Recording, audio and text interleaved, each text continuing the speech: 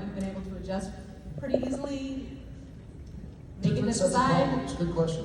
That is a good question. Funny enough, it was just a conversation I was having with Jared yesterday.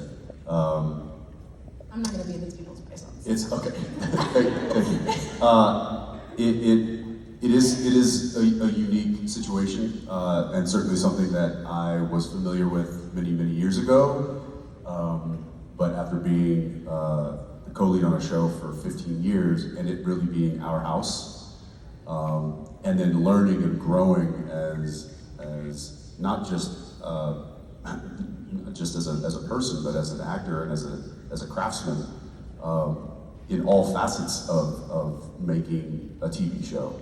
I got to learn a lot. We got our 10,000 hours doing Supernatural, and so coming onto a new show, I see things through a different lens, for sure.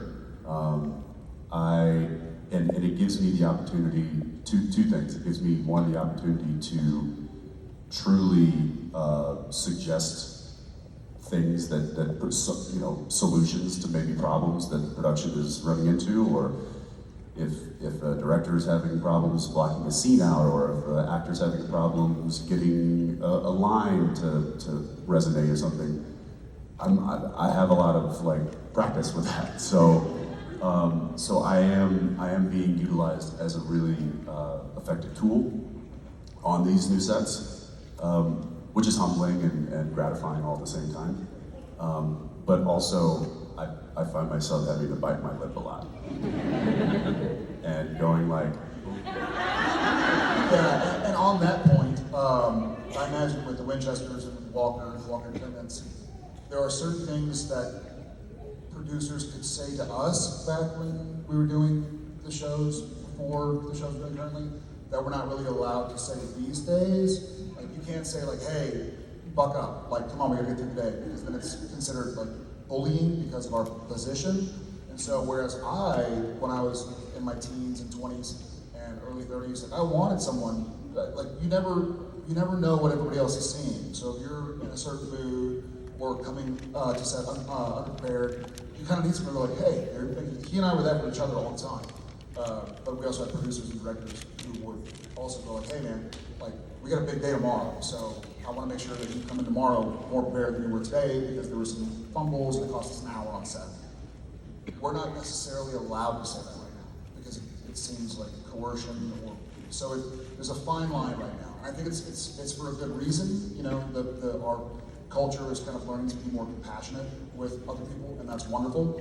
But sometimes you gotta get the job done, and I'm not really allowed to say like, hey, show up on time, because then it's like, the producer's bullying me. Like, I just said show up on time.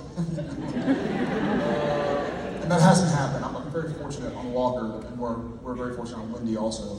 That We'd like to encourage you to consider be here on time as an option. No pressure. You do you, but on time would help a lot. Or not. Could you imagine Bob Seger trying to say that to us? So I had a conversation with our director on Big Sky, who lovely human, and he came up and he was trying to give me a note, and he was very eloquent and was kind of giving me this a scenario or talking about some sort of story that was really, he was just trying to say, hey, give me a better take. And so I pulled him aside later and I was like, hey, you can just tell me to be better. Say faster. Say, I don't know, that didn't work. Do anything else. Yeah, that sucked.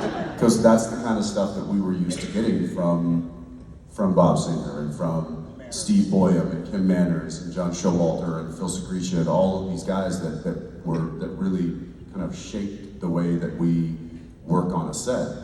And it was a no BS, get the job done. We're here. Everybody is here trying to make this product the best it can be. Let's not fumble that football. Let's keep driving it home. And it was this kind of old school mentality. I mean, Bob would just come up and be like, that sucked. I don't know what you're thinking, I don't know what you're doing, but be better than that. And I'd be like, copy, thanks Bob. I got you. And then it got to a point where Bob didn't even have to say anything. He would just walk on set and be like, Got it. True. be like, so one more? Got it, okay, thank you. Just better. Yeah, just better. And so I'm starting to, and now like I think the directors are getting told like, hey, Jensen doesn't need hand holding. If you want him to do something, just tell him and he'll do it, or he'll tell you why he won't. And so that.